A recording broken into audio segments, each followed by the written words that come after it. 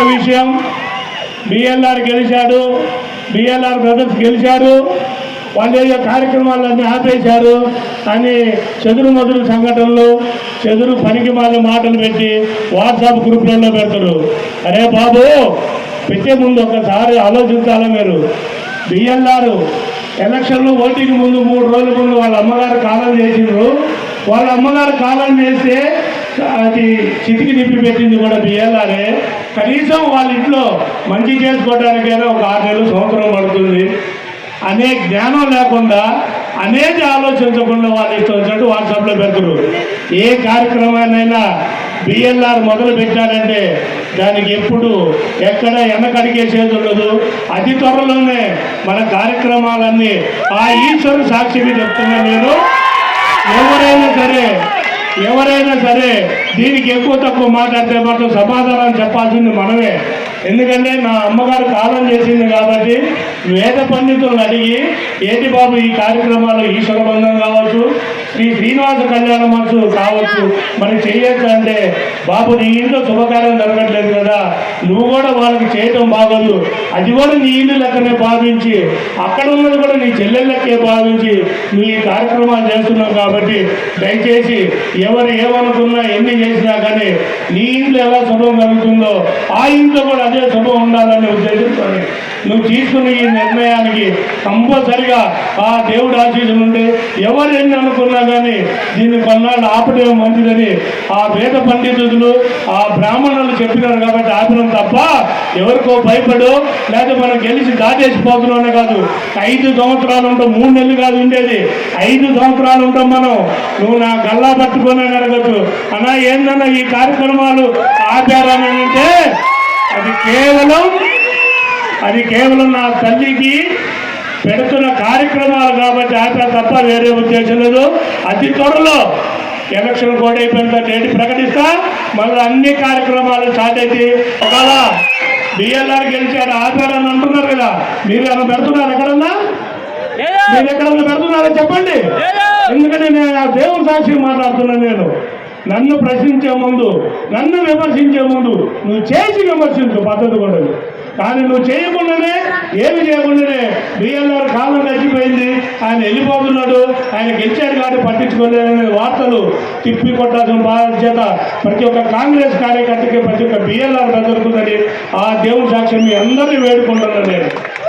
అలాగే పెద్దలు అడిగినట్టు, ఎందుకంటే ఇది నాకు సెంటిమెంట్, నిజంగానే సెంటిమెంట్ గుడిగా ఆమనగల్లు రామలింగేశ్వర గుడికి ఏ డెవలప్మెంట్ విషయంలో కమిటీ వాళ్ళందరూ కూర్చొని నెక్స్ట్ ఇయర్ కల్లా దీనికి ఏం కావాలంటే రోడ్డు విషయంలో కానీ ఇంకో విషయంలో కానీ ఏ విషయంలో కమిటీ వాళ్ళతో మాట్లాడి కూర్చొని మనం ఈ గుడికి ఏం చేస్తే బాగుంటుంది, వచ్చే ప్రజలకు వాళ్ళకి ఇబ్బంది లేకుండా ఎలా చేసే కార్యక్రమాలు బాగుంటాయని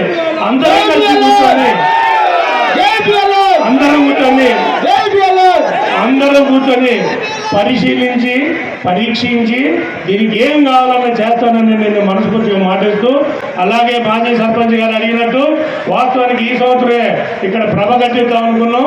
మళ్ళీ అది కూడా గుర్తొచ్చి ఇది అమ్మకారికి ఉందని ఈ ఒక్క సంవత్సరం ఆగండి పాపం మన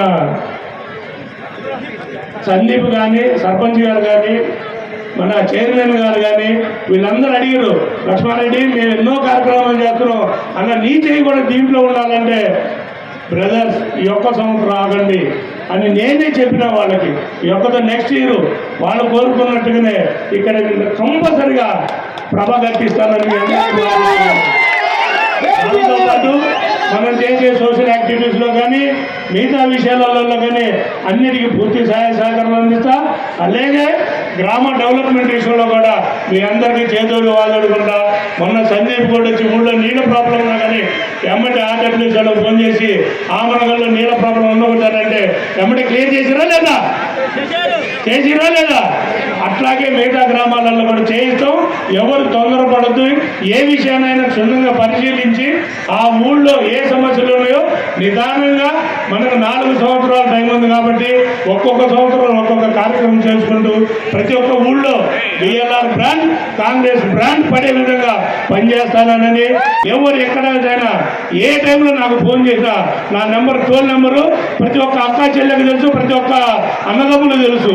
ఏ టైంలో ఫోన్ చేసినా ఎమ్మటే అలర్ట్ అవుతారని మీ అందరికీ చెప్తూ, నేను ఏదైనా తప్పు చేస్తుంటే డైరెక్ట్గా నాకు వాట్సాప్ చేయొచ్చు, కాదన్నా ఇట్లా చేస్తే బాగుంటుందని మీరు కూడా సలహా ఇచ్చే విధంగా రావాలనని ప్రతి ఒక్కరం కలిసి పనిచేసి ప్రతి ఒక్కరం మన మిర్యాలగూడ నియోజకవర్గాన్ని ఒక అభివృద్ధి పథంలో తీసుకెళ్తానని మీ అందరికీ ఆ దేవుడి ముందు ప్రమాణం చేసి చెప్తున్నాను. అలాగే మొన్న ఈ మధ్య నేను నా మిర్యాలగూడ అని ఒక ప్రోగ్రాం పెట్టాం. నేను నా మిర్యాలగూడ అంటే మనం ఎక్కడికి పోయినా కానీ, ఏ దేశంలో ఉన్నా, ఏ రాష్ట్రంలో ఉన్నా, హైదరాబాద్ పోయినా, సూర్యాపేట పోయినా, ఎక్కడికి పోయినా మీ దేవుడు అంటే నేను నా మిర్యాలగూడ అని చెప్పుకునే విధంగా ఉండాలనే ఉద్దేశంతోనే మన మిర్యాలగూడ నియోజకవర్గ పవర్ బయటికి తెలియాలనే ఉద్దేశంతోనే ఆ ప్రోగ్రాం స్టార్ట్ చేసినాం. ప్రతి ఒక్క యువతని కానీ, అక్కా చెల్లెలు కానీ, మహిళలు కానీ ఎవరిని కూడా నేను మర్చిపోను. నాకు ఎంతో సహాయ సహకారాలు అందించరు. నిజంగా నేను మర్చిపోలేను.